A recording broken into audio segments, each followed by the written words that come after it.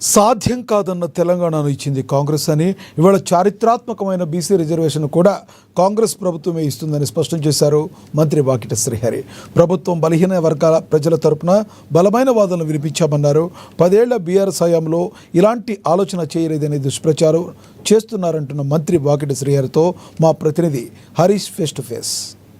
High court 42% reservation బిల్లుకు సంబంధించి కూడా రేపు వాదనలు కొనసాగుతున్నాయి. ఇక స్థానిక సంస్థల ఎన్నికలకు సంబంధించి కూడా రేపు జెడ్పీటీసీ ఎంపీటీసీకి సంబంధించి కూడా షెడ్యూల్ రిలీజ్ చేసుకోవచ్చు అని కూడా చెప్పింది. మనతో మాట్లాడడానికి మంత్రి వాకిట్ సార్ ప్రధానంగా చూడొచ్చు, మీరు ఈరోజు వాదనలు విన్నారు. ఏదైతే రేపు సంబంధించి కూడా వాదనలు కొనసాగుతున్న నేపథ్యం ఉన్నది. ఇక షెడ్యూల్కి సంబంధించి కూడా పిటిషనర్ తరపు నుంచి న్యాయవాదులు అడ్డుకోవాలని కూడా ప్రయత్నం చేశారు. దాన్ని రేపు సంబంధించి కూడా స్టే విధించమని కూడా హైకోర్టు చెప్పింది. ఏ విధంగా ఈరోజు వాదన స్టే విధించమని హైకోర్టు చెప్పలే. ఒకవేళ ఆ విధంగా మా వాదనలో కన్నా పస లేకపోతే 100% స్టే విధించేది.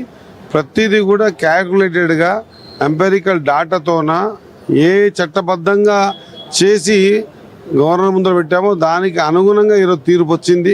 ఖచ్చితంగా వెనుకబడ్డ జాతులకు 42% రిజర్వేషన్ ఇస్తామని అన్న మాట నిలబెట్టుకోవడానికి కాంగ్రెస్ పార్టీ చేసిన ప్రయత్నం మొన్న సుప్రీంకోర్టులైనా ఈరోజు హైకోర్టులైనా దగ్గరగా ఉండి వాళ్ళ వీళ్ళలాగా ఆ పార్టీలు ఈ పార్టీలు మాట్లాడిన విధంగా ఏదో బట్టకాల్చి మీదేస్తూ ఉన్నారు, కాని దాని గురించి చెప్పిండ్రు ఇచ్చినని కాదు. ఏదైతే మాట ఇచ్చినామో ఆ రోజు తెలంగాణ కూడా కాదు అన్నారు, కానీ ఇచ్చింది కాంగ్రెస్. ఈరోజు 42% రిజర్వేషన్ ఇవ్వలేరు అన్నారు, ఇచ్చేది కాంగ్రెస్. బీద బడుగు బలహీన వర్గాలు, తాడిత పీడిత ప్రజల గురించి ఆలోచన చేసే పార్టీ కాంగ్రెస్ పార్టీ. ఆ పార్టీకి సంబంధించినటువంటి మా ముఖ్యమంత్రి రేవంత్ రెడ్డి గారు స్పష్టంగా రాహుల్ గాంధీ గారి మాటను ఖచ్చితంగా ఇంప్లిమెంట్ చేయాలనేటువంటి ఒక మంచి ఆలోచనతో ఈ నిర్ణయం తీసుకున్నారు. కాబట్టి ఈ నిర్ణయాలకు అనుగుణంగా ఈరోజు కోర్టు తీర్పిచ్చిందని భావిస్తూ ఉన్నా.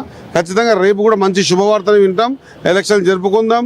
బీసీ బిడ్డలు ఖచ్చితంగా పార్టిసిపేట్ అయ్యి ఖచ్చితంగా ఈ ఎలక్షన్లో ఎక్కువ మొత్తం 42% బీసీ బిడ్డలు, ఎస్సీలు, ఎస్టీలు, బీసీలు అందరూ కూడా గెలిచి రేపు రాబోయే రోజుల్లో దీన్ని ఇంకా ఉధృతంగా ముందుకు తీసుకుపోయి రేపు రాబోయే రోజుల్లో రాజకీయంగా కూడా ఎదిగేందుకు ఒక ప్లాట్ఫామ్ దొరుకుతుందన్నమాట తెలియజేస్తా ఉన్నాం. మీరు చెప్తాను రిజర్వేషన్ వస్తాను. ఒకవైపు 1 మెన్ కమిషన్ రిపోర్ట్ బయట పెట్టలేదు, డెడికేషన్ కమిషన్ సంబంధించిన రిపోర్ట్ను బహిర్గతం చేయలేదు, సమగ్ర నివేదిక సైతం కూడా బహిర్గతం చేయలేదు, సరిగా లేదు.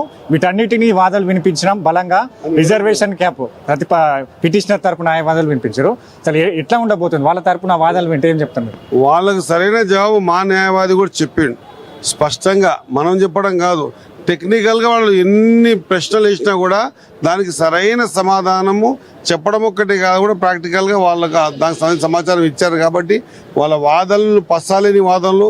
వాళ్ళకంతా బాధ ఏంటంటే 42% మేము ఇవ్వలేకపోతే ఈరోజు కాంగ్రెస్ పార్టీ ఇచ్చింది కదా, బీసీలు కాంగ్రెస్ పార్టీ గురించి ఆలోచన చేస్తున్నారు అనేటువంటి భయంతో మాట్లాడుతున్న మాట ఇది. Thank you.